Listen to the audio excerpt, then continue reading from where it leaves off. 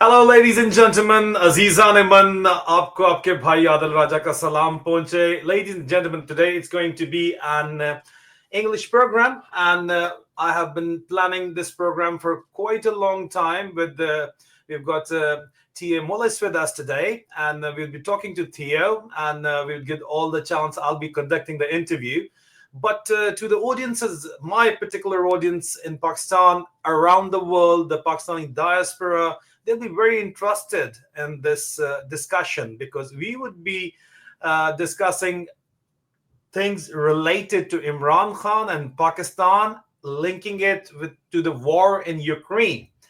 And that'll be interesting, actually. Why I'm saying this is because, you know, Imran Khan was in Moscow once, Putin decided to attack Ukraine. And we've got Theo over here, and Theo specialization is Ukraine. He's a fellow journalist, a member of the National Union of Journalists. That is where we met. We became friends as well, and that is from where we started our collaboration. Hats off to the NUJ. Yeah, and Absolutely. before I go on, and then we will also discuss the latest allegations by the Ukrainian President Zelensky that the Pakistani mercenaries are fighting uh, alongside the Russian and the Chinese against the Ukrainian forces. And also, I broke a story that was my scoop that the Pakistani ordnance factories are selling ammunition to the Ukrainians.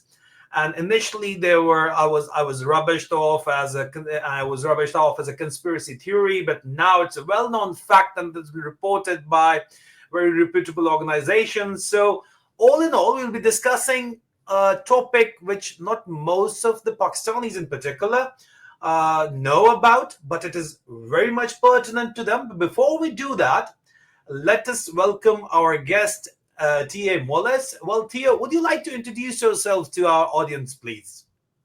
Hello. It's wonderful to be on the show. Thank you very much indeed, Mr. Raja, for having me on. So, as it's been said, I'm a journalist. I've been a journalist not for a very long time, only for about a year now. Previous to that, I served in the Metropolitan Police in London in a number of different roles for about 7 years. I resigned, I went on this course, I joined the NUJ, and I traveled to Ukraine. And my focus in my journalism is a project called Dictators v. Democrats. And it builds on this idea that this Polish American author, Anne Applebaum, posited in her book Autocracy Inc., about how various nations and individuals are working together to undermine and destroy democracy around the world. So it's China, Russia, Iran, North Korea, and then you have these techno aristocrats, as I like to call them, often based in the West, who don't see democracy as valuable anymore. And we have problems here in the United Kingdom and in the rest of Europe, where especially young people are beginning to lose sight of why democracy is a good thing. So I have the Dictators v. Democrats Substack, which you just kindly had up, where I do my written work. I have a YouTube channel, very small at this stage because I've not been doing this for very long. And I have a podcast, which Mr. Raja has been on. I do encourage you to go and check out the episode where I interview the people who are involved in the struggle to defend freedom, human rights, democracy, and I find out their human story. And it's anybody that I'll interview that's involved. I interviewed a protester in Serbia who was protesting against Vucic, their strongman government there, very strong ties that he has to Russia, Putin. And so I interview freedom fighters, find out their human story, find out why they get involved. And it's so far it's been everybody from this protester in Serbia to one that's going to come out soon is a foreign fighter in Ukraine.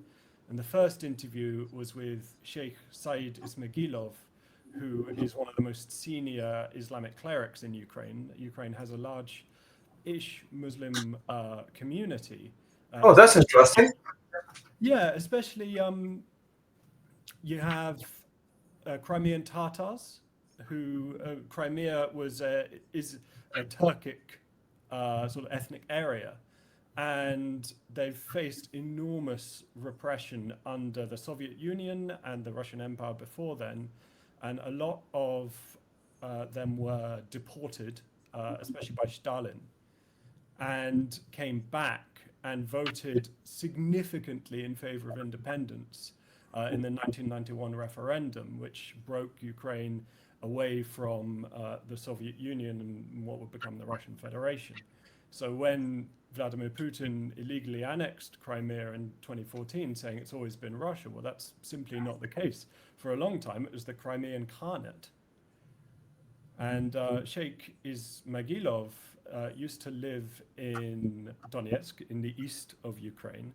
And when it was invaded in 2014 by the Little Green Men, which were essentially Russian soldiers without Russian army patches, and some Ukrainian separatists, of course, because there's another history of deportation going on there, he was arrested and eventually released. And a colleague of his, another cleric, was also arrested, but saw his name on what was essentially a kill list, and told him, and he had to flee to Bucha, which is where he now lives. And Bucha has become a town that is infamous in the history of the war for the massacre that took place there. He joined up for the territorial defense and liberated his own town and went to his apartment, went to his home, which had been looted by Russian soldiers there.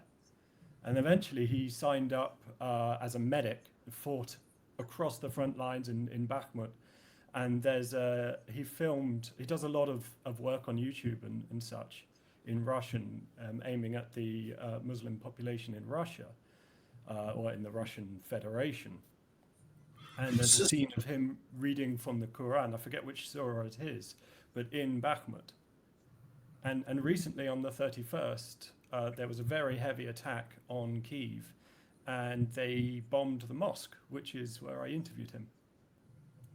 So that's very interesting, Theo. But it is my understanding that the Chechen Muslims are fighting alongside the Russians, and the Ukrainian Muslims are fighting against the Russians. So how does that pan out? Yeah. Well, that's I'm actually glad you brought that up, because it's very interesting. The history of Chechnya, or Ichkeria, as it's also called, it's a Muslim area, and they fought two wars of independence against Russia. One in the mid-90s, and then another which was started by the Russians after the Moscow apartment bombings, which the Russians blamed on Chechen separatists, but there's a lot of evidence that it was actually an inside job, and that was set up by the Russian secret services. And they have a very strong sense of independence. So there are Chechen Muslims fighting alongside the Russians, and they're under Kadyrov, Ramzan Kadyrov, who is the leader of Chechnya. They're called the Kadyrovsky. And then you have different Chechen Muslims fighting alongside Ukraine. And they are trying to get independence, full independence for Chechnya. And I met some the last time I was in Ukraine. I'm doing a film about the Chechen president from 95. I get my dates wrong, but he was assassinated by the Russians in 1996. He's a chap called Droza Dudayev. And he was the first Muslim Chechen Soviet general. And he fought against the Soviets to try to gain Chechnya's independence and was assassinated. But he gave an interview in 1995 to a journalist where he sets out almost exactly what will happen in the future. He says that Russia got burned in Afghanistan, and they're going to try to befriend Europe before giving them a slap.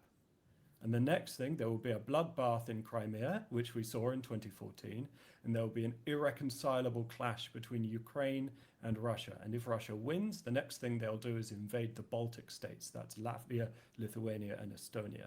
to try to regain Russia's old imperial territories, because Russia is an empire in the 19th century, early 20th century sense. It doesn't look like an empire like Britain's empire did, where it was a maritime empire. You had colonies dotted around the world. It's contiguous. It's a land empire, so it's spread out from Muscovy all the way up to a border with North Korea in the Far East, and obviously the border with Poland and Belarus, etc. So within that empire, there are an enormous number of different ethnic groups which have been, over the last century, 2 centuries, slowly eradicated in terms of their language, their culture, and their way of life. And it's, in some cases, it's actually illegal to speak the language that they may have, illegal to fly the flag, illegal to do certain things within their culture. And this is something that many people don't quite understand about Russia, people in the West, people all over the world. Russia is not a monolith. When people think of Russians, most people's mind goes to a white European speaking Russian from St. Petersburg or from Moscow. They don't necessarily think of a Nenet, a Buryat, an Ichkerian or Chechen, or a Siberian. And these people come from very different cultures. So, and now with the war, there is a really strong weakening of Russia's imperial center based around Moscow. And independence movements have begun to sprung up. And there is an exile independence movement called the Free Nations of Post-Russia Forum, which I'll be speaking to some members of soon on my podcast. And they are pushing for true independence for their countries. And Ichkeria, Chechnya is one of them. I interviewed Ahmed Zakayev, who's the prime minister in exile, for this film that I'm doing. And I went to their embassy in Ukraine, because Ukraine's the only country that recognizes Chechnya as temporarily occupied by Russia. And I spoke with some soldiers and went shooting with some soldiers there. And they told me their experiences, and they're all devout, and they want a free Chechnya. They want Chechnya to be their own again. Which, all right, at the moment it's under imperial rule. Like that's very interesting. I bet most of the people in the Eastern world do not understand the dynamics of this war and the way it is panning out, particularly between Chechnya and Ukrainian Muslims, while they are fighting. So before we move on to Imran Khan and Pakistan and the Pakistani mercenaries and the Pakistani ammunition being provided to Ukraine, the Pakistani military's double game, tell me this, Theo, what made you, of course, you wanted to become a journalist. That's why you left the Metropolitan Police, and your family supported your decision. That's a great thing to have. Took some persuading, but yes. Yeah. So to have that kind of support really does matter. That speaks about the value system, which the West has criticized, that they don't have the family value system. Well, let me tell you, they've got a family value system. If you've got values, you've got the value system, definitely. And Theo is one such person who's got the value system in his family. But before we move on, what made you go to a war zone and report from there as a dangerous place? Didn't your family stop you? What is your motivation to, I see your videos and you're right in the middle of bombs and the drones attacking on the Ukrainian front line. It's a dangerous job. So what made you choose that particular field of reporting, that particular field of journalism? What is your motivation? Because I think that people ought to be able to live free, and self-determination is very important. My country, United Kingdom, has a long history of not allowing that. And it is something I can go into Parliament Square and I can freely criticize. I can shout it. I can start a movement. I can start a reparations campaign. It's something we're seeing with many of the artifacts that were stolen that sit in the British Museum. There are reparations campaigns and campaigns to return them to where they ought to be. And going to where imperialism is happening now, and the bloody front line of it, and I mean that in the literal term, it is soaked in blood, is very important, because journalism is the first draft of history. And if people aren't there to tell the story, to see what's happening, then the truth, then reality will disappear. And there's an enormous amount of propaganda that gets put out, not just by Russia, but also by China, and also by bad actors in the free countries and around the world, that democracy is no longer workable.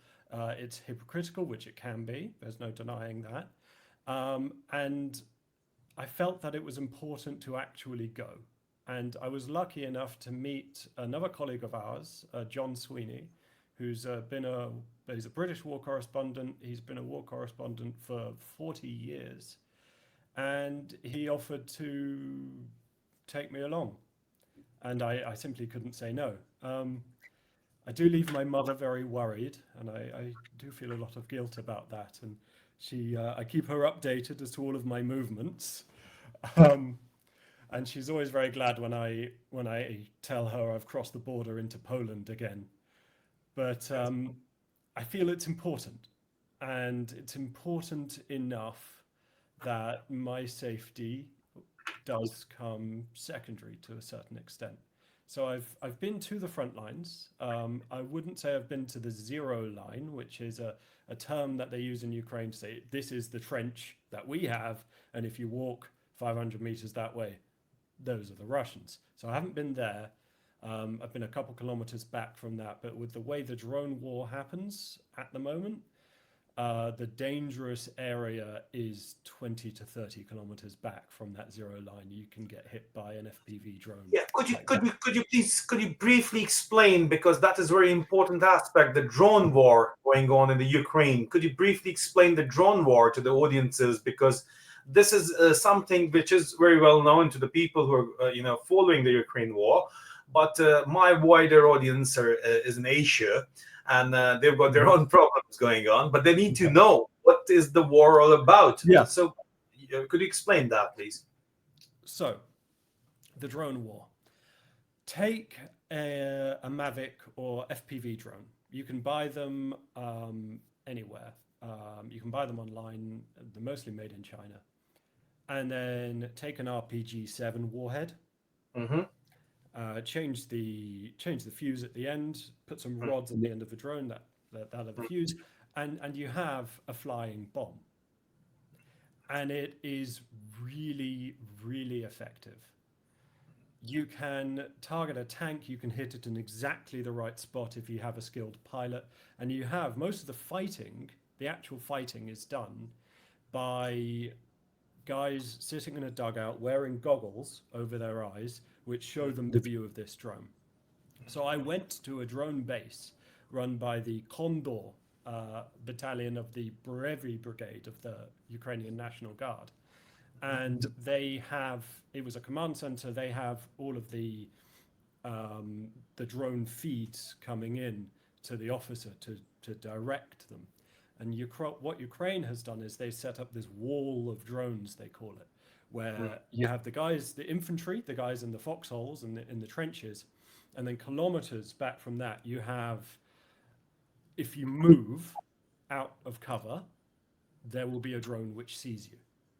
And if you're a big enough target, they will send these FPV bomb drones and they'll ram into you. Literally, they'll fly straight into you and an RPG warhead will explode. Are the Russians using the tactics? Are the Russians the same? Yeah.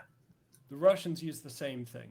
So it's almost impossible to break cover and to assault. And what the Russians do, because they have more men, is that they send men they don't care about to go forward in waves, and they find out where these drones are coming from, and they find out where the machine gun positions are as these men die. And then they send in their elite units in very small teams to try to kill the positions and try to take that ground. And the cost in lives is enormous. But the Russians have a lot of men that they don't care about. And these are men from the imperial periphery. These will be Siberians, Nenets, etc. Because Russia has a multi-tier society. And this is something that Sheikh Ismagilov told me about, where at the top you have Orthodox, and it's often based on faith as well. At the top you have Orthodox Christian Russians from Petersburg, Moscow, etc. Below that you might have Muslims from Chechnya. Below that you have from Siberia, Nenets, etc., who might be Buddhist, or they might be Orthodox, or whatever faith they may be. So there is a tier as to how much your life is worth, and they'll use you depending on where you sit in that tier. So, Theo, a very basic question for you, but for the better understanding of the Asian audience, but why is it important for the Western world, led by the US, to support Ukraine at a great cost, actually, at the great cost of inflation to their own economies? They're putting in a lot of money, effort, manpower. Why is it this important to support Ukraine? So I would say it's important for the world to support Ukraine, or if you believe in self-determination, if you're an anti-imperialist. And the West has, people might call me a hypocrite because I'm British, and Britain has a long history of imperialism, but I hope that it is something, a mistake my country made, and that we have learned. And this is, Russia is Europe's last empire. So it's important, if you're an anti-imperialist, it's important if you believe in self-determination, but it's also important if you believe that borders of countries should not be redrawn through force, through violence, and through bloodshed. And when the Russians invaded Ukraine, this enormous blitz assault they tried to do in 2022, they brought with them tens of thousands of body bags. And bear in mind, they thought that this assault would last 3 days to take the capital, Kyiv, and then 10 days to suppress the rest of the country. A lot of them thought that they would be greeted in the traditional Eastern European guest right greeting with bread and salt. So if in an Eastern European home, if you're given something to eat or drink, then you're under guest right and you are safe in that house, basically. It's a traditional thing that they do. So that's how they thought they would be met. And why, in that case, if you thought you were almost going to be welcomed, if you thought it would take so little time and therefore so few lives, would you also bring tens of thousands of body bags with you and mobile crematoria? And that's because you're going to engage in a purge. So it's important for people around the world to realize that what Russia puts out, especially what Russia puts out outside the Western world, that it's an anti-imperialist nation, that it is aiming at multipolarity, that it's against the West. Yeah, it is against the West. It's not true. Russia is an empire, and Russia is looking to expand its imperial holdings by invading Ukraine. And if Ukraine falls, and God forbid, it won't be the last. There will be invasions in the rest of Europe, in the Baltic states, Lithuania, Latvia, Estonia, which are countries which also, I mean, they always call it the Soviet occupation because they were part of the Soviet Union. And I spoke to the ambassador of Estonia to Ukraine, and she told me how when she was a child on Estonia's National Day, they would close all of the curtains, and they would make sure that none of the pro-Russian neighbours could see, and they would sing the traditional Estonian songs, and they would get the traditional Estonian flag out, which is the one that they have now, and that was hidden under the floorboards. And if that had been seen, then the parents would have likely been sent to a prison camp, a gulag as they're called, and the children could have been sent to an orphanage for re-education. Re-education, like it has happened to the Muslims, Uyghur Muslims, but well, that's a separate topic for another day, maybe. But don't want to get into controversy. But before I move on to Imran Khan and Pakistan, because my audience is very much interested in that, but I cannot help but ask you that what happened with President Trump's, he publicly humiliated President Zelensky in front of the TV camera. Yeah, repeatedly, and he made some very sweeping statements about bringing peace in Ukraine. But what happened to that peace? I mean, he was so confident that he is going to, solve the Ukrainian matter in a jiffy. And well, what happened there? What happened with the President Trump's peace initiative? And what is the aftermath? And what happened with the critical mineral which President Trump was asking from Ukraine? What's going on actually? So, President Trump is a tree in the wind, and as in he will blow whichever way the wind is going, and whichever way, usually the person who last spoke to him has persuaded him. He made all this bluster about ending the war in 24 hours. Nobody took that seriously. That was Trump theatrics. He is not a lover of democracy. I am amazed that the Americans decided to elect this guy, but okay. And he really likes dictators. He likes strong men. So he got along with Vladimir Putin, but Vladimir Putin is he is an ex-KGB agent. He wasn't a foreign agent. He was based in East Germany, so he was based within the Soviet sort of periphery. And he's a very effective manipulator, and Trump is an idiot. He is easy to be manipulated. However, I'm very glad he has an Eastern European wife, Melania Trump. Yeah. Melania is from Eastern Europe, and Eastern Europeans generally know what the Russian Empire is and what it's about. And he's gone from calling President Zelensky a dictator who doesn't hold elections, although it is under the law and the constitution of Ukraine, they're under martial law at the moment. You cannot hold an election under martial law. And nor could you realistically hold an election while so much of your country is under foreign occupation, although they pulled it off before. But at the moment, with the way the war is, if they were to set up voting booths, who's to say a Russian drone or a Russian missile wouldn't land there? Which is something that Russians would do. I mean, they bombed a children's hospital. They bombed hospitals on a number of occasions. And there was a moment at the very start of the war in Mariupol, the city that was taken by the Russians, flattened. And everybody, many hundreds of people took shelter in a theater because it was in the middle of a park. They thought it's not going to be mistaken for anything else. And they put out a huge sign outside it in Russian that said, children. And the Russians put a ballistic missile straight into that theater. And many hundreds lost their lives.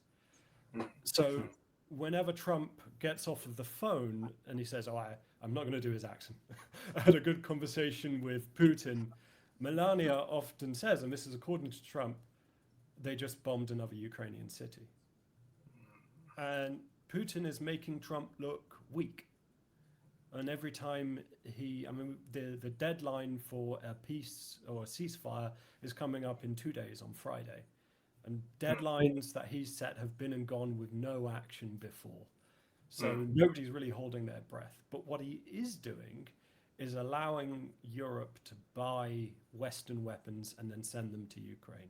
Western, I say American weapons.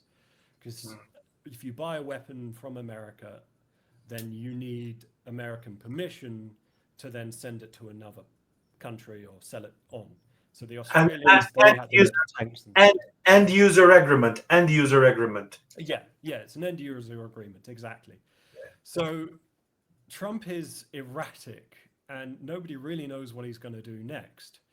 But it does appear that maybe people like Melania and another one, Marco Rubio, are beginning to persuade him that although you might like the fact that Vladimir Putin is a strong man and you might respect that, he is making you look like an idiot. He is making a fool out of you, and it actually helps you to support Ukraine, because the majority of Americans, when polled, poll in support of Ukraine. And Ukraine is fighting this anti-imperialist war against Russia, America's enemy for all of the Cold War. And Russia has not changed. Yeah, well, this is a constant problem with President Trump because he is, he does like so-called strong man. He like dictators, actually. He recently hosted the Pakistani dictator, the army chief Asim Munir, for a lunch at the White House. Why would you do that? You are the president of the United States, and you're calling the most hated person and he's hated with a passion, this guy, the Pakistani army chief Asim Munir, and he invited him to a lunch. Why would he do that? Break protocol. So yeah, I agree with you, but I'll come back to this. I mean, like a Nobel Prize nomination. Yeah. The Pakistani generals know the art of appeasement. Yeah, so that's what they're trying to do, the Nobel Prize. Yeah. So it's funny, and he's been mentioning it for dozens of times. So he's actually playing India-Pakistan rivalry to gain strategic advantages for his trade deal with India, which he's not getting on his own terms, and the Indians have put their foot down. So that's a topic for another day. But I'd like to come back to the Ukraine war. There is an element of somebody blame it as a race war as well, but I will come to that, and that the blame goes to President Zelensky for phrasing it like that on the international media. But I'll come back to that. Firstly, once Imran Khan visited Moscow, and that was definitely reported as the Pakistani Prime Minister's ill-timed Moscow visit, overshadowed by Ukraine invasion. And while he was there, Putin invaded Ukraine. And well, where his background is, let me tell you, the background was that the Pakistani security establishment asked Imran Khan to visit Moscow because they were already visiting, the Pakistani army military officers were visiting Moscow. So he asked President Imran Khan, Prime Minister Imran Khan, to visit Moscow. And he wasn't given an insight. But Imran Khan did go there, and he's a brave guy, and well, he did go there. But that became a strategic and a political mistake, because afterward, the same Pakistani security establishment, which is very much aligned with the Western deep states, U.S. deep state, they sold that visit, Imran Khan's visit, as his own adventure or misadventure, however you would like to put it. And then result was that it was the regime change operation, the alleged regime change against Imran Khan's government, which was initiated by the US allegedly. There was this secret cipher written by the Assistant Secretary of State for South Asia in the U.S. State Department, Donald Liu. It became public later on as well. So against, and it was a message to the Pakistani establishment that you need to remove Imran Khan from power. And well, this Moscow visit was one of the major reasons for the regime change operation. And he was trapped, in fact, by his own security establishment. But what was the significance of Imran Khan's visit to Moscow? And do you think it really played a pivotal role in the regime change against him? And now he's currently in jail for 2 years now. That's a long time. And people still the Pakistani people still voted for him, but his mandate was allegedly stolen. It has been reported by the UK government, by the US government, by the United Nations, by the EU even. But the EU did not issue the detailed election report, election observers report, which would have, brought forward the details of the election rigging by the Pakistani military. And people in Pakistan say that the reason is that because the Pakistani military is providing ammunition to Ukraine, and which cannot be found elsewhere. So the Ukrainian war against Russia is dependent upon the Pakistani ammunition from the Pakistani ordnance factory. But that's a later. My question is, that did Imran Khan's Moscow visit became a reason for his fall, and how was it? How was it read in the remaining world? And is it because of his Moscow visit, the Western world and the Western governments are shy to support the Pakistani people, calling for his release and restoration of democracy in Pakistan? What's your read on this, Theo? He was recommended to go by the military, an element, very much controlled by Pakistan's deep state. The only people that knew that this invasion was coming were intelligence agencies. I mean, even Putin's cabinet didn't know. The Chinese knew because they asked him to delay it until after the Olympics. And it sounds to me like a bit of a setup. You go to a country you're visiting, and then as you visit, that country begins the largest land war in Europe since World War II, and an illegal invasion of another sovereign nation that is condemned by nearly every nation of the UN General Assembly.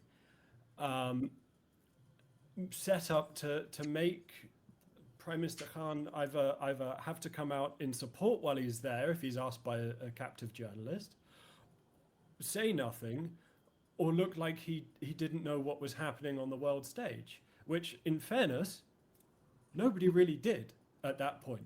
The only people that knew were the intelligence agencies who were shouting it, and a lot of them were dismissed, saying, "Oh, you like the boy who cried wolf. We've heard this before."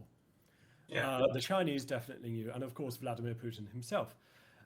And it weakened his position. And the polling in Pakistan that I saw in the immediate aftermath of the invasion was pro-Ukraine. So it'd be easy to spin that. Oh, he was in Russia when they did the invasion. He's sitting alongside this invader, this dictator. And it seems to me like a setup. Like somebody in the deep state there possibly knew what was happening, possibly from friends in the PRC in China, and thought, if we can persuade him to go on these dates, this will happen and it'll undermine him enormously, which it did. So that was a blunder, actually, which but Imran Khan, the kind of man he is, he knew he could have cut his trip short, but he decided to go on with it, and he completed the state visit, which was again, a mistake. But once you're backstabbed by your own security establishment, what can you do about it?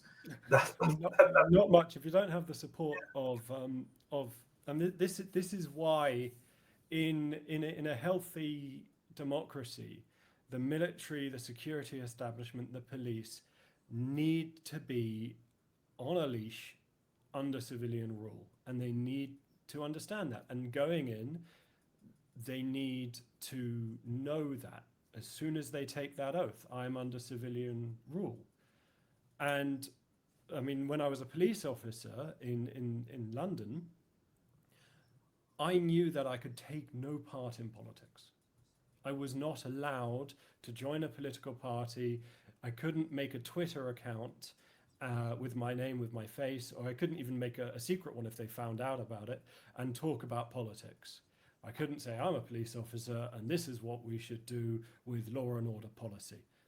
Simply not allowed. I would be fired immediately, and that's what you need. You can't have a state within a state working against the a democratic mandate, and which Mr. Khan had. I mean, he's elected in very, very strong election results. And to undermine that is to undermine democracy, and is to say, well, the voting public, they don't matter. It's my idea and my friends, because we're wealthy. I'm a general. I'm a brigadier. I know what's best for the country, or I know what's best for myself. These guys putting their thumbprint on a election ballot, they don't know anything. The God complex. The God complex. Yeah. Yeah. And then to undermine it and to work, and this is, you see this happening in a lot of countries with very strong militaries. Thailand is very much the same way. The deep state in Thailand, the deep state in Turkey, possibly before Erdogan smashed it to a certain extent, but smashed it or replaced it? Did Erdogan smash it or replaced it? Replaced it. Yeah, replaced it. He smashed the old one and replaced it with a new one. Yeah. It doesn't work. And the United States, when I say, I come out onto the stage, I say, I'm a Westerner, I'm a Briton, I support democracy. Do I support what's happening in the United States at the moment? Absolutely not. I don't support any individual country. I support ideas.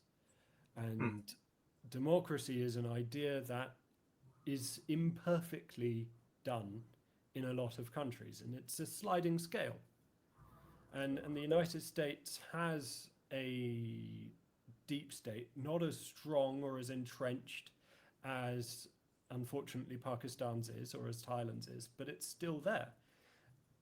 And it's been made so much worse by terrible decisions of the US Supreme Court recently over Citizens United, etc.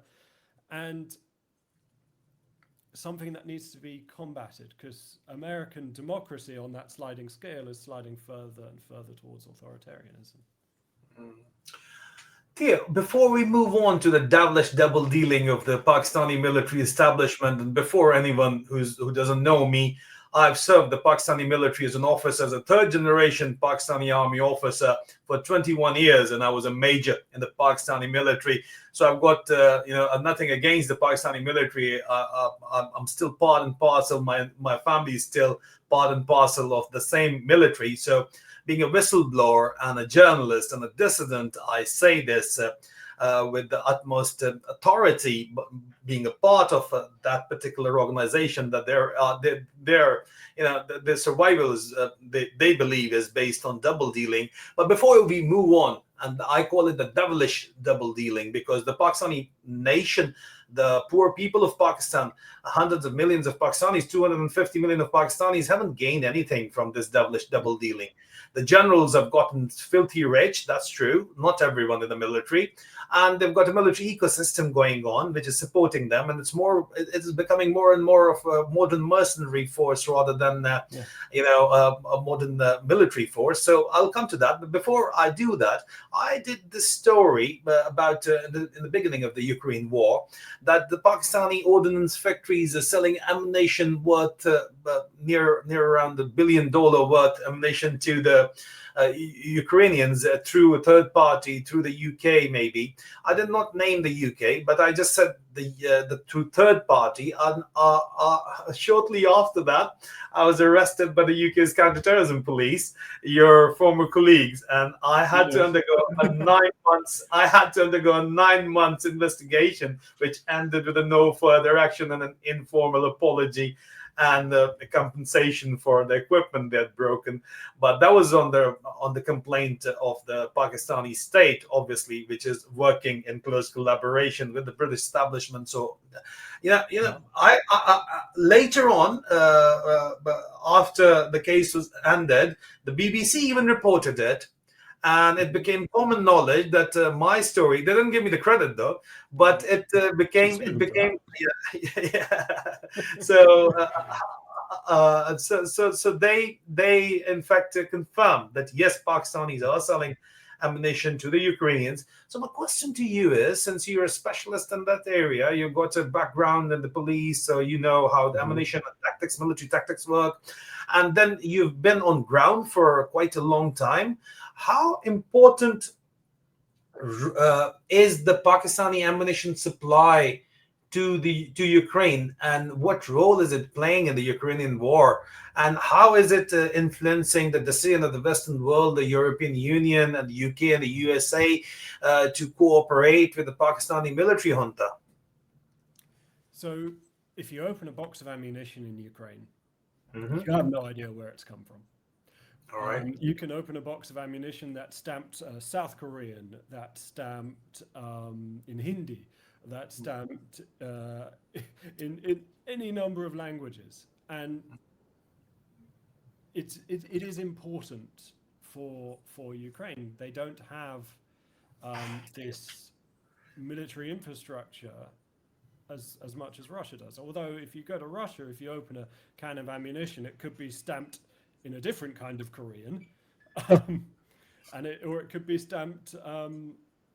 It could have come from Iran, anywhere, and so ammunition is flowing from all over the world to these two countries, and some of it is flowing to both of these countries.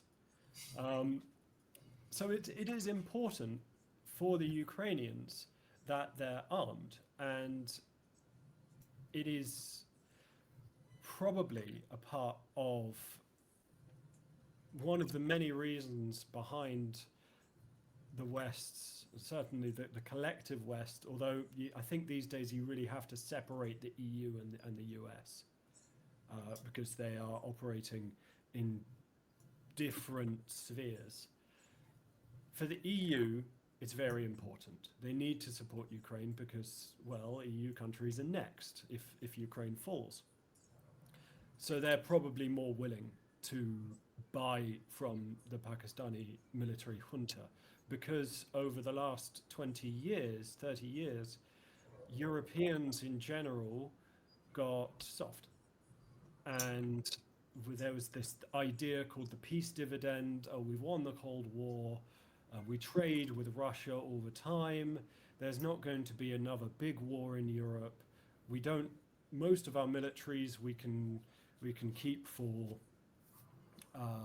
purposes of counterinsurgency, supporting allies, etc. Well, that all changed, and it all changed like that. And Europe suddenly found itself without enough of anything, because a war like the Ukraine war burns through ammunition at a rate which is comparable to the Second World War. I remember Yevgeny Prigozhin, who was the boss of the Wagner Group, this Russian oligarch, mercenary leader. And he was given permission by Putin to go into prisons and recruit prisoners for his organization. He's now since been assassinated by Putin after a mutiny. And he's giving a speech at a prison saying, we are using ammunition in this war at a faster rate than we were during the Battle of Stalingrad in World War II, this enormous conflagration in the middle of World War II, probably the most brutal battle in human history, or at least up there with them. So ammunition is very important. Yeah. So being an ammunition supplier, you do get a lot of leverage, political leverage as well. The Pakistani military establishment, by the virtue of being an ammunition supplier to Ukraine, did get a lot of political mileage or strategic mileage, amongst the Western world. That's the last thing. What I imagine they fear is they say, oh, well, you're going to have to institute reforms before we can buy ammunition off you. And then the junta being like, okay, well, we'll sell to Mr. Putin because he's not bothered. And then this is what we spoke about on my podcast. How do you balance democratic ideologies and wanting to fulfill them with the unpleasant and harsh geostrategic realities that are in place? So it is a hypocrisy, yes. But it is one born of fear. Yeah, because this influence we talked about, the Pakistani military establishment by being able, it's a publicly funded Pakistani ordnance factories, but since they hold power in the country and they're holding all these powerful institutions as well, they're making this ammunition in a public organization, a publicly funded organization that is not being audited or anything, and they're selling it to Ukraine, and the resultant strategic influence is being used to undermine democracy in Pakistan. That's the hypocrisy you're talking about. Yeah. It's ironic. I would argue as well they're likely not just selling it to Ukraine. Ukraine's likely one of many buyers, and we see this as well with India. We see India buys enormous amounts of Russian oil, which is something Trump's been talking about, and sells ammunition to Ukraine, but also sells it to other places. And it might also end up in Ukraine through those other places, but in Ukraine, perhaps on the other side. Yeah. It's a big war. There's a lot of money to be made, and the hunters. Yeah, but in all fairness, the Indian democratically elected government is doing all that.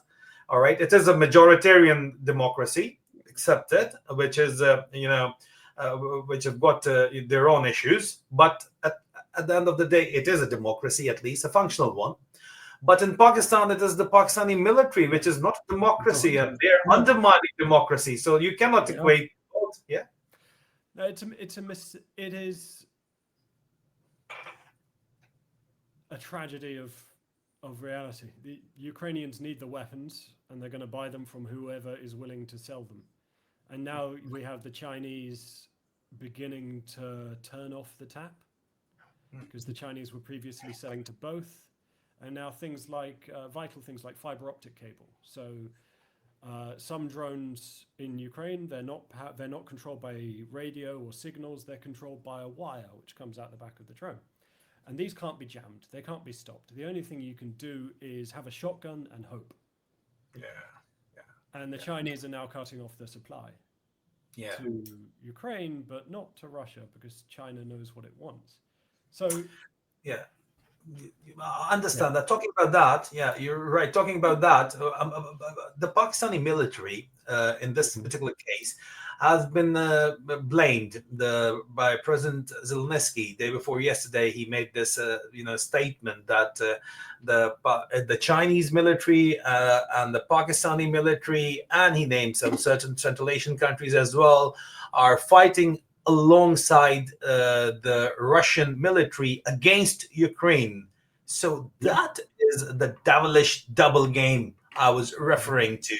And what are your comments on that? I mean, how, and at the same time, the Pakistani military, of course, in all fairness, the Pakistani Foreign Office has denied all the allegations. They've called them baseless. But the Pakistani regime, or the Pakistani government, is just a puppet regime in Pakistan, in all honesty, and is being run by the military.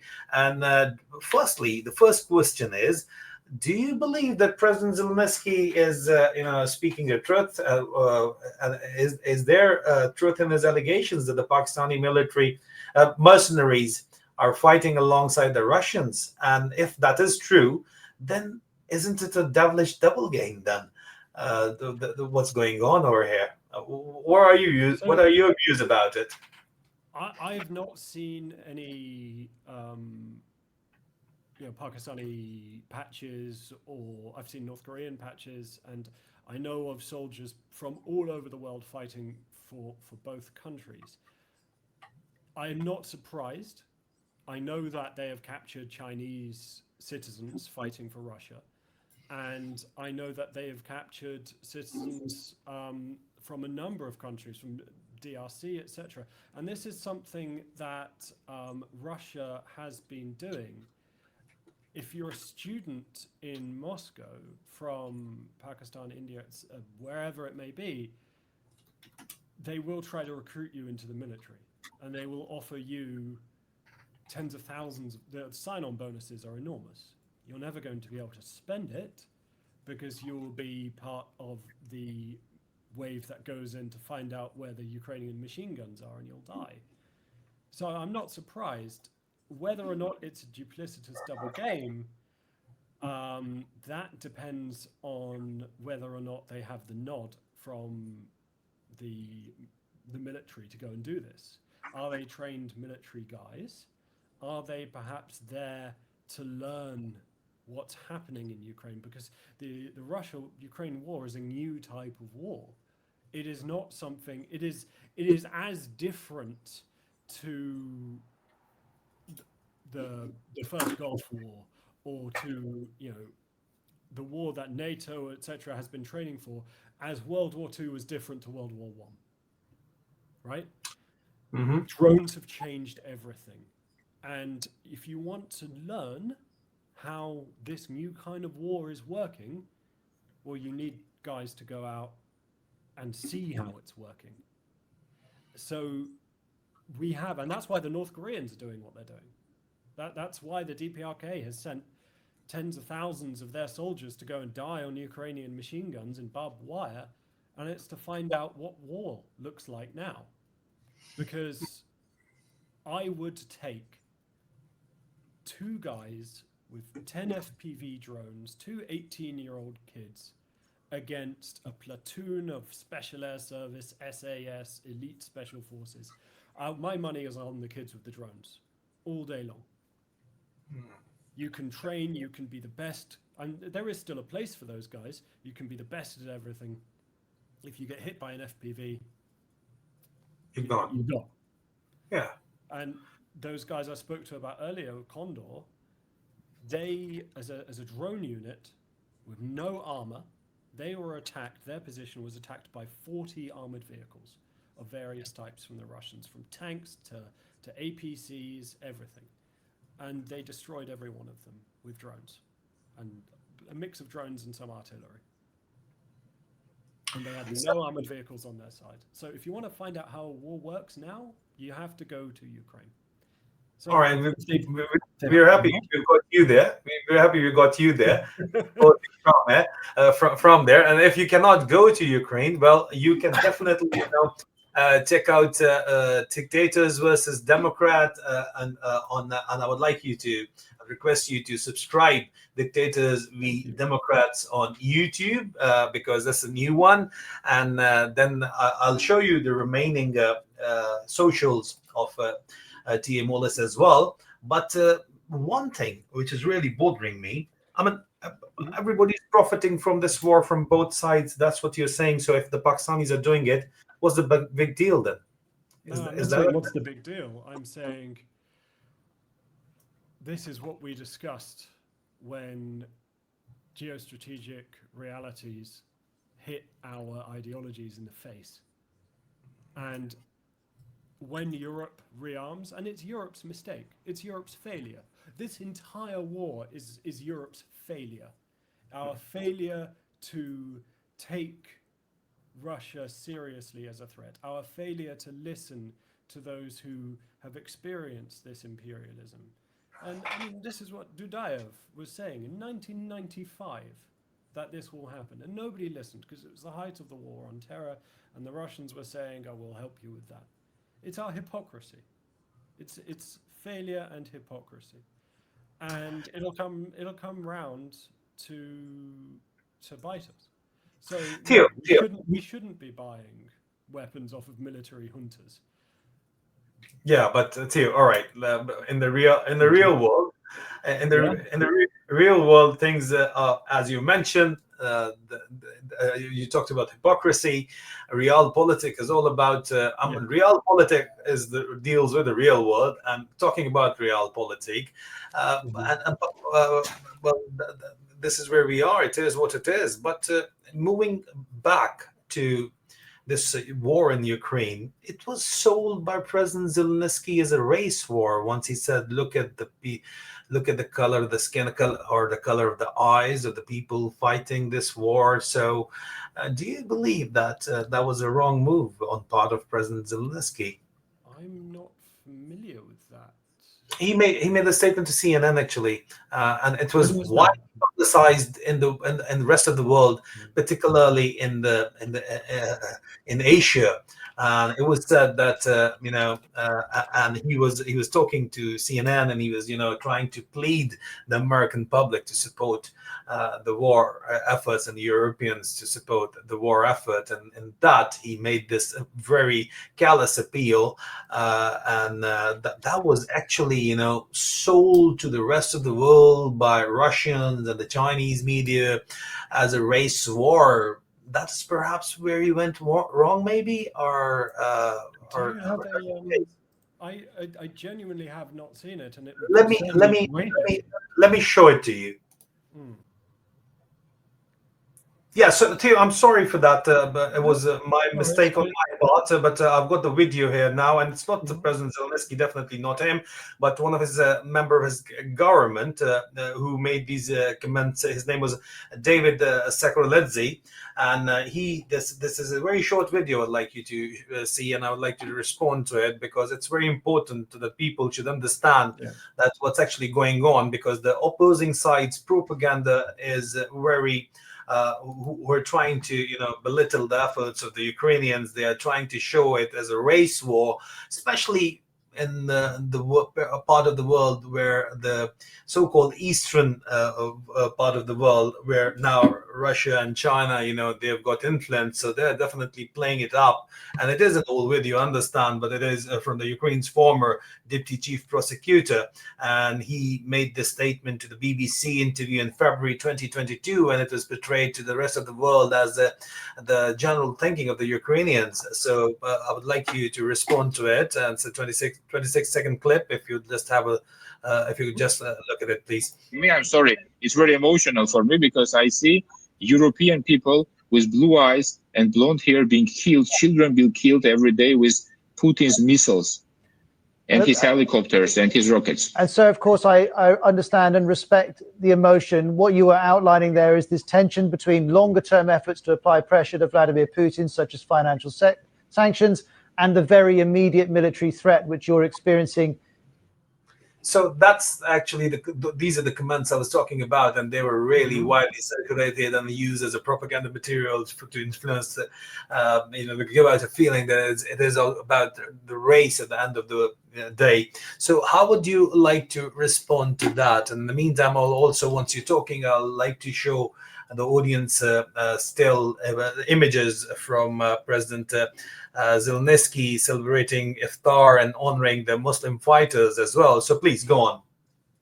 So I think that's a disgraceful comment, and it does not reflect the general attitude of the Ukrainian people. Ukrainians are a proud and traditional-minded people. They're not generally racist. There are, of course, racists. There are racists unfortunately, in every country. It seems to be a human condition which we struggle to get rid of, and it's vile. I mean, for an example, the far right Ukrainian party, National Corps, in the last elections got about 2% of the vote. And Zelensky is not a racist man. And when you go to Ukraine, you will see soldiers fighting from all over the world. You will see black soldiers, you will see soldiers from Latin America, you will see soldiers from Asia and the Southeast, and you will see Western soldiers, and of course you'll see a lot of Ukrainians. And it has become a pluralist war effort. And if you flip it onto the other side, I don't usually like whataboutism. I mean, you can see in this clip here, Ukraine has a small and proud Muslim population, most of which traditionally come from Crimea, and they're Tatars, and they practice their faith freely. They live their faith freely, and it's respected by President Zelensky. And when I spoke to Sheikh Ismagilov, it's something that he emphasized and he was really keen to say. So I think those comments from that individual, from that politician, are disgraceful, and does not reflect from what I see from the normal Ukrainians that I speak to, that I break bread with. And on the Russian side, we see soldiers recruited from all over the world getting used as cannon fodder in these meat waves, from because the Russians don't care. And as Sheikh Ismagilov pointed out, this multi-tiered system which the Russians have is absolutely racist. All right, Theo, finally, since we've talked quite extensively about the Pakistani military's influence, and in all fairness, Pakistan and India are rivals, and President Trump is also talking about getting a Nobel Peace Prize, although the Indians don't agree. But there is an angle. There is Indian involvement there by buying oil from the Russians, and well, Indian point of view is that we have bought it so that the global energy market remains stable, and the Americans did support it in the beginning, but now President Trump is pressurizing us because he wants a trade deal on his own terms, and that's not going to happen. Well, aside that, but what is the Indian involvement in this war? I mean, the Pakistani devilish double game, as I have put it, or a double game, it is there for sure. The Pakistani mercenaries fighting with the Russians, and the Pakistanis providing ammunition to the Ukrainians. That is there, and you say, well, that is the part of the world we are living in. Unfortunate part that everybody's in it, making money, or definitely Pakistanis have to keep the Chinese happy as well, because it is the Chinese banks which are bankrolling the Pakistani military junta, the Pakistani regime. Otherwise the Pakistani economy cannot survive. But there is an Indian involvement in this entire war in Ukraine as well. Can you give us some details about the Indian involvement, and is there a double game on part of India as well? Yes. So India sells weapons to Ukraine via third parties, and buys Russian oil. And Indian citizens have been captured fighting for the Russians, usually not ideologically, and there have been a number of reports of Indian students in Russia getting recruited with these enormous sign-on bonuses, and then either dying on the front line or realizing what's going to happen and trying to escape. So again, it's people making money. They can buy cheap Russian oil because Russian oil has to be cheap at the moment because it's capped. And they can essentially dictate the price to the Russians. And then they can sell arms to Ukraine. So they're making money hand over fist. So everybody's making money out of it. The only difference is that it is not the Pakistani people's representative who are doing it. It's the Pakistani military who's doing it. And in India, it is a majoritarian democracy, but it is a democracy, and the Modi government are the people's representative, and that's why they're able to. Besides from the fact that they've got a huge economy, they can sustain the U.S. pressure. But besides that, I mean, they're able to sustain the U.S. pressure because, and they're still continuing with this double dealing. Some of the largest Indian oil companies, the publicly owned ones, have since stopped buying Russian oil after Trump's pressure. But the Indians have also said that we're not going to bow to any demands. They're saying that publicly, but the oil companies have quietly just stopped buying Russian oil. So it is working. President Trump. Finally, Theo, what's the future? What's the future of Ukraine war, and how it's going to impact the rest of the world, particularly Europe and the UK? Well, the war is global. How it ends will dictate what kind of future we see in the entire world. We see if Russia is emboldened, then we're going to see Russian imperialist activity, which isn't often spoken about, but is very much there in Africa, continue. West and Central Africa has had 8 coups since 2020. And a lot of those countries which have gone through a coup d'etat are now throwing their support behind Moscow, and in exchange getting soldiers from Russia to prop up their governments. And those soldiers are beginning to take over gold mines. There's a journalist, Philip Obaji, doing a lot of work on this in Africa. We're going to see more of that. Obviously, we'll see conflict in Europe. The conflict will spread to the Baltic states. They'll test NATO.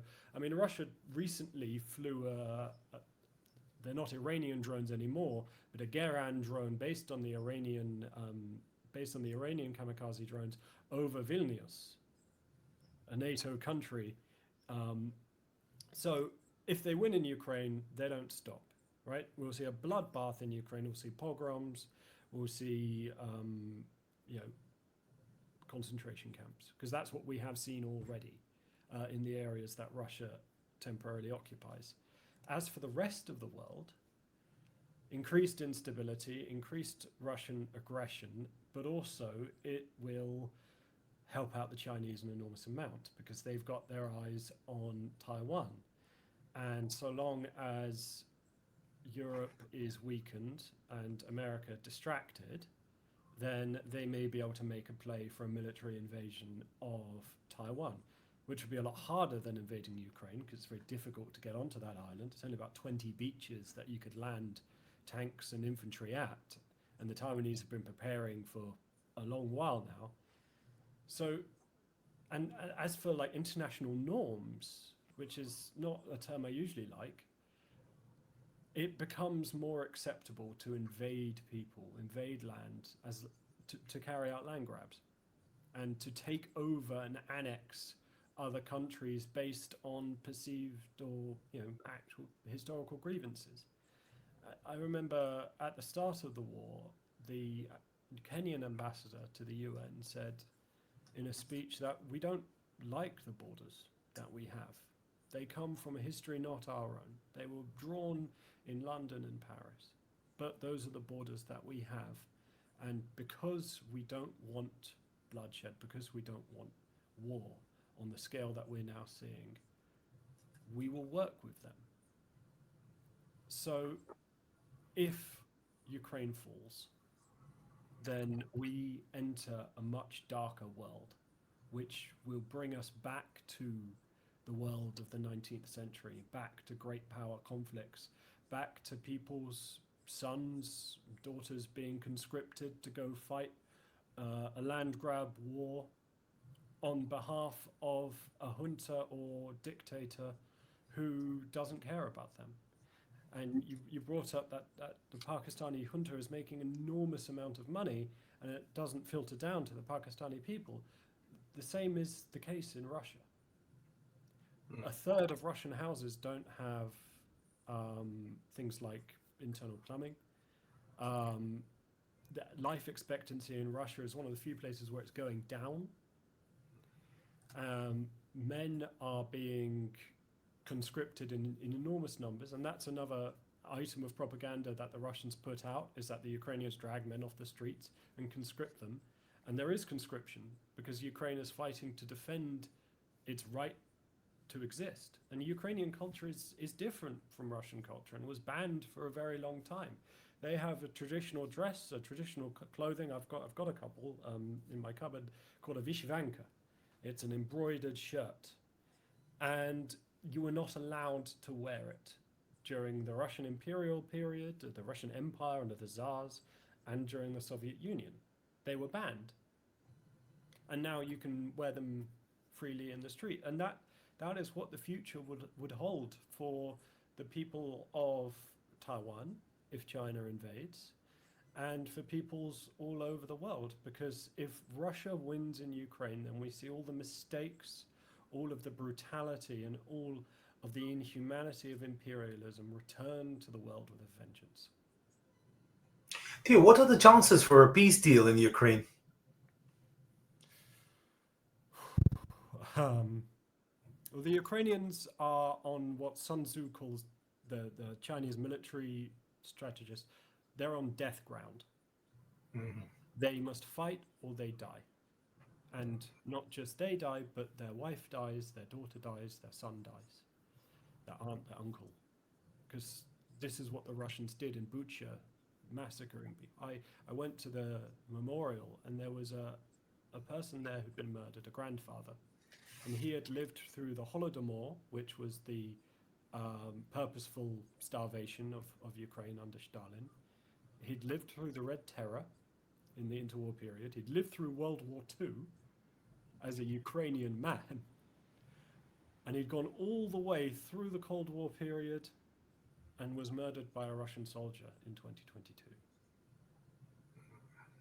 And that's the reality that they face. So Ukraine might accept a de facto temporary control of some areas of Ukraine if they can't push the Russians out, but they will not accept Russian rule. They will not accept a Russian puppet. They've had that before. They got rid of him in the Revolution of Dignity because they know what will come. And death. So a peace deal. The Russians have made absolutely no real overtures towards a peace deal. They say, give us all the land that we claim, which includes land that the Ukrainians hold at the moment, including the city of Kherson. And I want to talk briefly about Kherson, actually, because there's a thing that's happening in Kherson called the human safari. And the Russians hold, Kherson sits on one side of a river, and Ukraine holds the city, and on the other side of the river, the Russians are. And the Russians send trainee drone pilots to their positions, and they practice bombing from drones, so dropping a grenade from drones, and flying their FPV kamikaze drones on civilians in Kherson. It's an extremely dangerous place to go, and most people have left. And the only people that are left are the babushkas, aunties, uncles, grandmothers, who can't leave or who won't leave, and the soldiers. There's nobody else there because they've killed everybody out of it. And it's exactly what they did in Aleppo in Syria. And you speak to some of these people, and a friend of mine, the journalist Paul Conroy, was speaking to an old man who was very close to being, where he lived, being overrun, and he had a farm. And Paul says, why don't you leave? The Russians are a kilometer, 2 kilometers away. This is at the start of the war. And he said, oh, I've got my sheep. Who's going to look after them if I leave? And the Russians, as they are at the moment, they would try to kill this man because it's practice. And they call the Ukrainians kokols. It's a derogatory term. It's a racist and imperialistic war of conquest. And I am aware that my country has a history of this. And these are not things that we want, the world should want to see again. So when Russia tells the world, the rest of the world, not the West, the rest of the world, that we're anti-imperialist and we want a multipolarity, they're lying. They are imperialists. Their empire just looks different. And the world would be a brighter place. Theo, please, sorry to cutting you short slightly. What is your counter-argument to people like Professor Jeffrey Sachs, maybe, who say that it was the provocation by NATO which forced the Russians to attack Ukraine because the Ukraine should, if they would not have included Ukraine in the NATO defense infrastructure, the Russians would not have, attacked Ukraine. And he's a very well-respected guy, and President Trump also shares his videos as well. So what is your counter-argument to him? I say it's nonsense. Russia attacked Ukraine in 2014. And the reason why Russia attacked Ukraine then is because the man they had in charge, who had been saying, oh, we're going to do a trade deal with the European Union. And then overnight, he said, actually, no, we're going to do a trade deal with the Russian Federation. And the Ukrainians didn't want that. There was an uprising, protests, and it probably would have died down had he not ordered the security forces to open fire. 100 and something people were killed, and eventually he was deposed. He fled, and he packed as much art and money as he could and literally took a midnight helicopter to Moscow. And NATO is not a threat to Russia. NATO has never attempted to attack Russia or invade Russia. NATO couldn't invade Russia because NATO is a defensive alliance. You can only activate Article 5, that is the article within the NATO alliance that brings together collective defense. An attack on one is an attack on all, if you are attacked. And only one country has done it, and it's the United States. And not only that, but Russia was more or less silent when Poland joined, when Lithuania, Latvia, Estonia, former USSR countries, when Hungary, Romania joined, and after the invasion of 2022, when Sweden and Finland joined NATO, Russia said, oh, well, it's their choice. Finland is but a couple of 100 kilometers away from St. Petersburg and has an enormous border. If they were really worried about a NATO invasion, then they'd be really worried about Finland joining NATO, because it puts NATO literally on their doorstep. But NATO tanks are not going to roll into Russia unless Russian tanks roll into NATO first. And that's why they don't like NATO expansion, because at the core of the Russian leadership's ideology at the moment is a feeling of grievance at the loss of the former Russian Empire and the areas of the USSR that they controlled. And they think that if a country joins NATO, then they're out. We can't get them back. So it's not expansion that's the problem. It's Russian desire for more land. The country, or the empire by landmass, which is the largest in the world, wants more land and more peoples to control, because they feel that they were great once when they had all of this stuff and can be great again. And it's exactly like if Britain was to suddenly decide that the Republic of Ireland was what made Britain great and that we should invade and take it back. Or India, Pakistan, if Britain were to decide that we want the old empire back and to try to invade. It's the same thinking. That's not going to happen. It's not going to happen. It's not going to happen. And it's a damn good thing that it won't. Yeah. But this is what the Russian mentality is at the moment. And yeah, so we are effectively looking at the start of a World War III, if that does happen, if Ukraine does fall. But there is, having said that, there is a great war fatigue amongst the European nations in the UK and in the US as well. They don't believe that,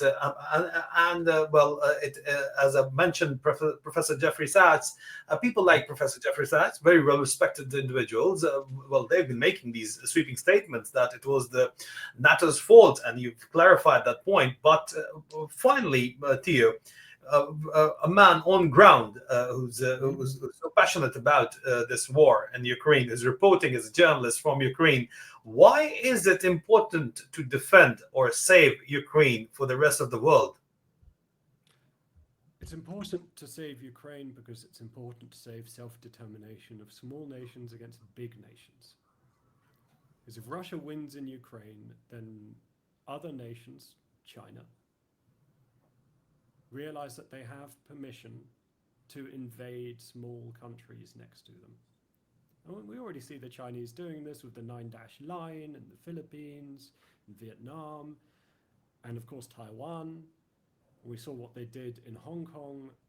And it wouldn't just be China. What if a larger nation next to a small one were to decide that I want that piece of land because 300 years ago it was part of an empire which my nation claims to be descended from.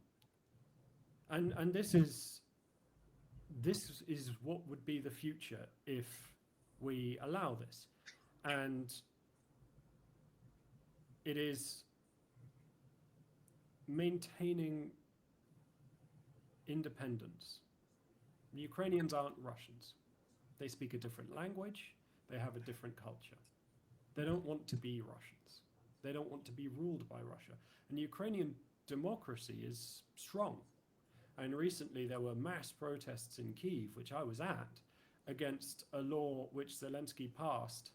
And a week later, Zelensky rescinded that law. And bear in mind, this is a country at war, under martial law, and you're still allowed to go out and protest. And I'm a former police officer. I was shocked at how few police I saw. And the protest happened peacefully. People let their voice be heard, and a decision was made, and it changed the government's course. And that's the essence of democracy. And you couldn't do that in Moscow, Beijing, Tehran. And you said, or Islamabad, you just couldn't do it. So in the end, it is a fight between dictators, we Democrats, and that's why, let me tell you, Theo Allthorpe-Mullis was very kind to give us a very long time, and he does agree. I know that he does. That the dictators may be in Pakistan, may be in Russia, may be in Myanmar, may be in Thailand. Well, they should not be allowed to undermine democracy, and democracy may not be a perfect system, but it is the best hope for future of humanity. That's the way we see it. And so before we go, Theo, would you like to tell the audience where they can find you, and where they can subscribe to you, and where they can follow you? I've got on my screens your formerly Twitter profile.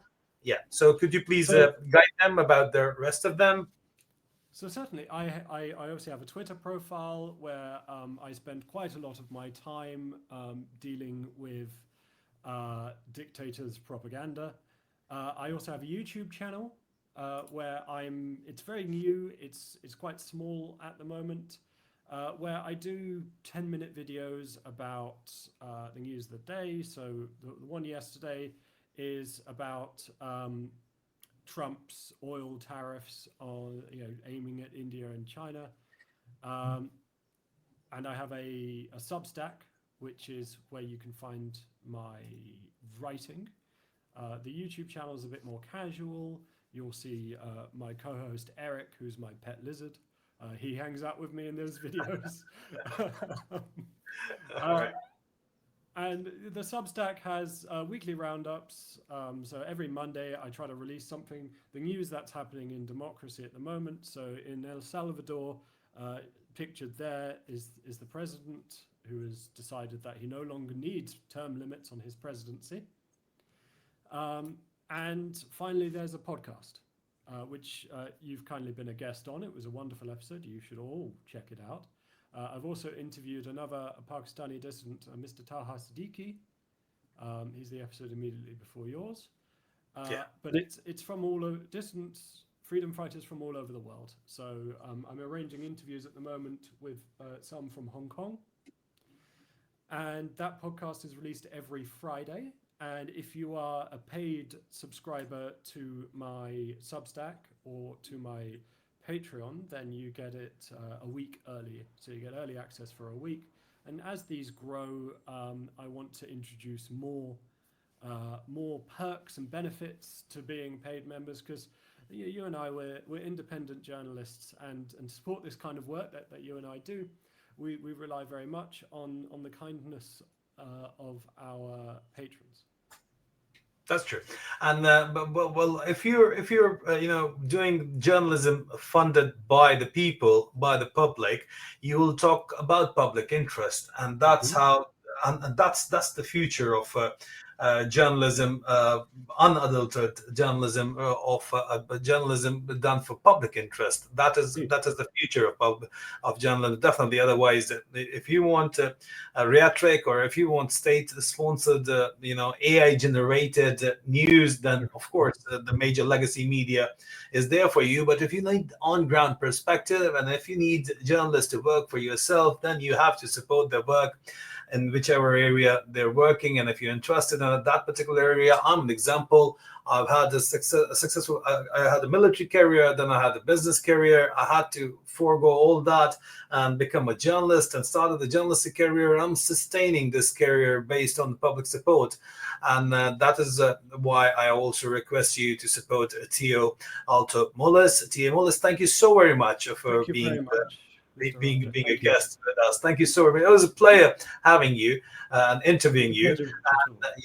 And you can watch this episode on I'll be live streaming, broadcasting this on X, my X profile, on my Rumble, on my Odyssey, on my Facebook, and on my other networks, but on YouTube, and it is the widely watched network YouTube. So on YouTube, this the rights of this program and is with Theo Mullis.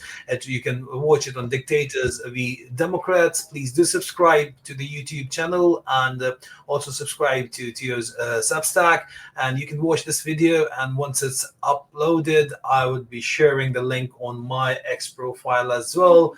Take care of yourself, Theo. Thank you so very much for being a part of this podcast, actually, the video. Take care. Take care.